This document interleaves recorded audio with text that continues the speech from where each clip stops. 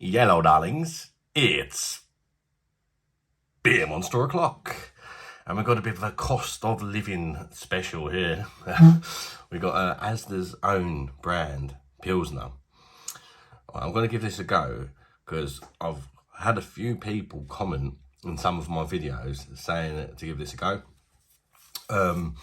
That it's good value for money and stuff like that on some of my other Pilsner reviews. So let's give it a go. I was really impressed at the price of this one. This is literally called, before I get into that, Pilsner. And it's brewed in Great Britain, which is quite unusual for a Pilsner. Then again, look at Carlsberg and all that, it's brewed in Great Britain, isn't it? It's a 500ml can, this, so it's near enough a pint. You can get 4 cans of this for £3.34. That's what, 82p a can, 83%. It's 80 something pence a can. You know, and you're talking nearly a pint. So if it's even half decent as a sort of session barbecue slammer, you know, you're laughing, aren't you, at that price? You are. So I've got to give it a try. You know, people are trying to save a bit of money right now.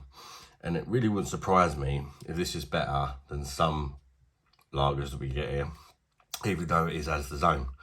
So yeah, I thought it'd be quite an interesting one, and perhaps an opportunity to save a few people a few pennies. 4 cans of this for £3.34. You know what I mean? You get 8 cans of this for what? Less than £7. And you know you've had a drink, because it's 5% ABV as well, which I thought being a supermarket beer, it might come in at sort of 3.5%. You know, something like that. This is stronger than Stella, stronger than Madri. You know, it's got a good strength in it. And I mean, it's a lot stronger than Carlsberg. It's even stronger than Carlsberg Export. So yeah, I was rather surprised at that. When I see it was 5%, I thought, definitely got to try it. Anyway, let's crack her open, shall we? See what she's all about. I mean, let's be honest, I'm not expecting this to be amazing at this price. I'll be quite impressed if I can even get through it and not think it's terrible at that price. Because that is right at the bottom end of the price range, that isn't it? Yeah, I'm interested to give it a go anyway. There we go. She's in the glass. A nice sort of golden colour. Quite a light golden colour. Great levels of carbonation. Very clear. Hello, darlings. See me right through there. It's got a very white head. Yeah, looks pretty run-of-the-mill. Nothing special, but it don't look that bad, to be fair, does it? Let's have a little whiff. Not much aroma going on here. Getting like a hint of sweet malts. Maybe a tiniest faint hint of spice, but not a lot, to be fair. I mean, it's a lager, in it. They don't smell like much, but yeah, this one really don't smell like much at all. Well, anyway, let's give it a try, guys. Cheers. Bosh.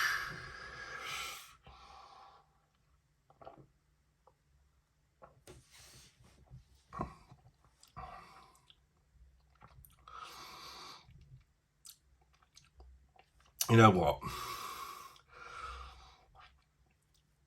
It's better than I thought it was going to be.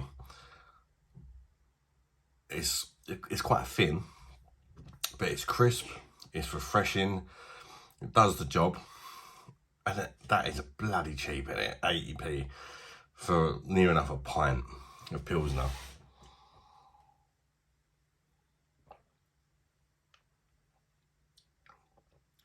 Getting some citrus in there.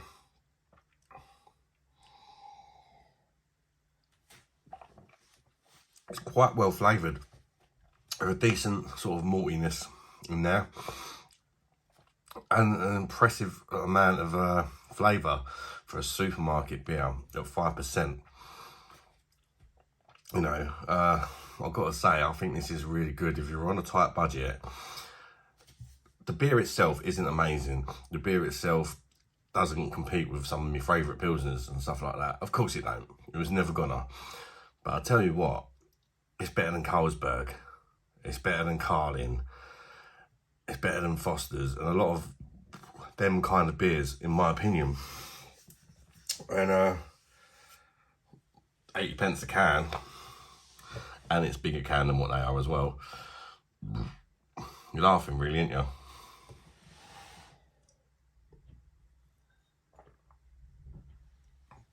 I would say it's an okay Pilsner / lager, but it's brilliant value.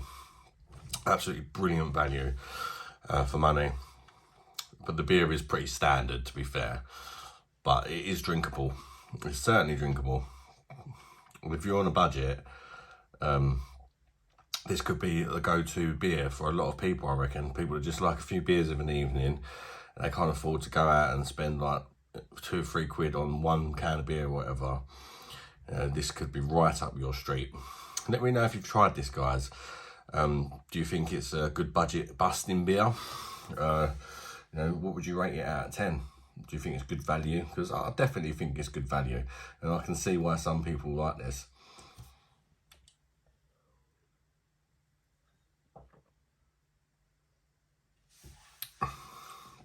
You've got like a dryness on the back and a bitterness as well.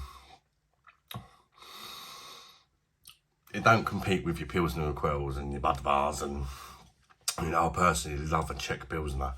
It's not even in the same, you know, you almost wouldn't even call it a Pilsner. It's almost insulting to a Pilsner Quell to even call this a Pilsner.